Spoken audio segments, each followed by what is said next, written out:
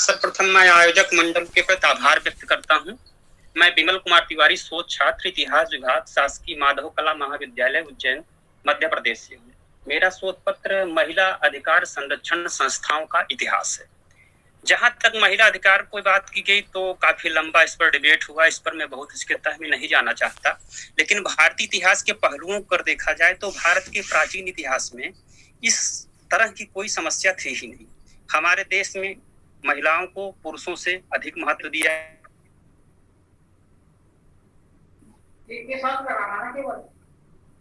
सीताराम थे, राधे श्याम थे। इसके अलावा गंगा जी का महत्व अधिक था। समुद्र आकार में बड़ा है लेकिन गंगा जी छोटी हैं। इस तरह से हम प्राचीन भारत में देखें, इवन मनुस्मृति की बात करें तो उसमें भी कहा गया है कि यत् नारी पूज्यन्ते रमन्ते देवता। तो प्राचीन इतिहास में इस तरह की कोई समस्या थी ही नहीं। ये हमारे लिए बेहतर स्थिति का दौर था। यद्यपि मुस्लिम एरा जब आता है भारत में तो कहीं ना कहीं से जो है बाल विवाह, कुरीतियां, महिलाओं का शोषण धीरे धीरे शुरुआत होना शुरू हो जाती है।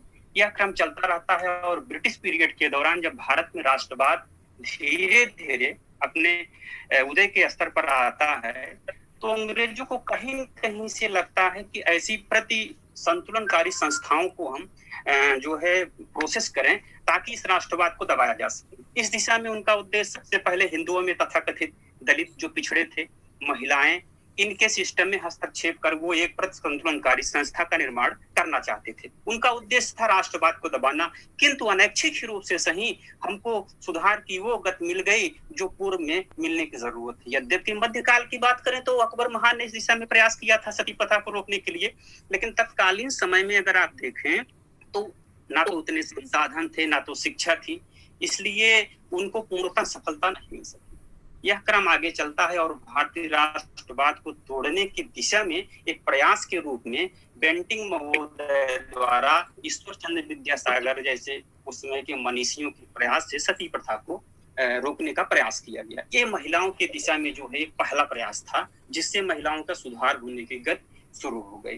कालांतर में भारत जब आजाद हुआ तो आधी दुनिया को महत्व देने के लिए इस दिशा में कार्य किया गया और बाद में महिलाओं के संरक्षण के लिए महिला आयोग का गठन किया गया। ये सब बातें कहते हुए मैं आगे जाना चाहता हूँ। यद्यपि ये संस्थाएं बनी हैं पर इनका क्रियान्वयन जो है वो बेहतर स्थिति में नहीं। इनको ना तो संवैधानिक उस तरह का अधिकार है, ये केवल नोटिस इशू कर सकती हैं, इनको क्रियान्वयन करवाने के इंस्टीट्यूशन इनके पास नहीं है। मेरा अपना सुझाव है कि चुनाव आयोग जैसी शक्ति इनको प्रदान किया जाए।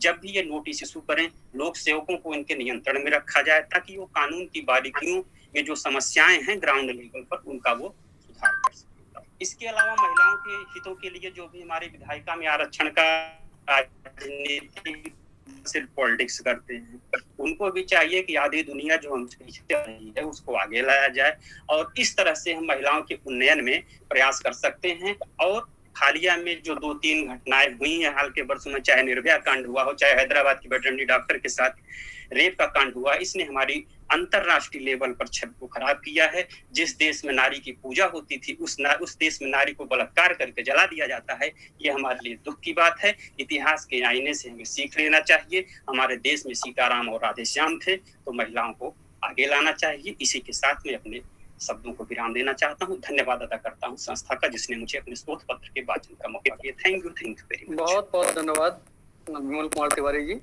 आपने बहुत ही अच्छी बात अपने शोध सार में कही कि जो संस्थाएं हैं जैसे कि महिला आयोग वगैरह इस टाइप की जो भी संस्थाएं भारत में, उनके अधीन जो ब्यूरोक्रेसी है उसको रखा जाना चाहिए, सरकारी तंत्र को उनके अधीन रखना चाहिए ताकि वो इफेक्टिव रूप से काम कर सकें और इम्प्लीमेंटेशन हो सके। बहुत ही अच्छी बात कही। अब इसके बाद में अगले पार्टिसिपेंट